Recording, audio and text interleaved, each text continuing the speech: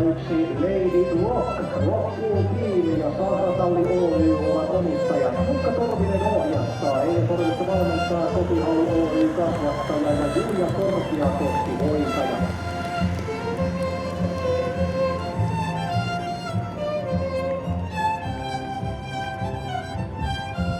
Numerolla 2 lähtee kisaan Global Bring It On.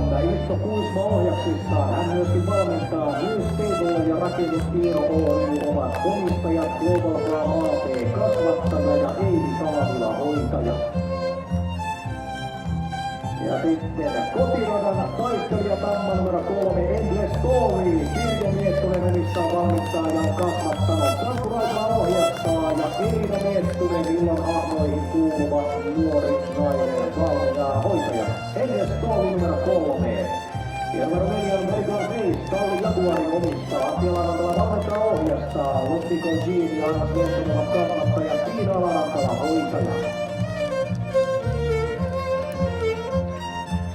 Numero 5 lähtee kisaan Missä Neuka. Matti Suomi omistaa, valmentaa ja ohjastaa Team AA. Missä Neuka on kasvattaja. Tammakuuskun täydentäjä Kuusi Aata Diemelinna. Bioseltus Stable omistaa. Anno-Pekka Korpi valmentaa, ohjastaa. Bioseltus Stable kasvattaja ja Kain Maesalu hoitaja. Ja sitten 3 orittaa. Numero 7 Buxeden edellä esittää Sylvaava Diemelinin Saulu Kaveri. Kainista AP ja Kainikalle omistama Panu Jukan ohjastaa. Anno-Pekka Korpi valmentaa, Lukas Kaapaa kasvattaja ja Katja Hintinen hoitaja.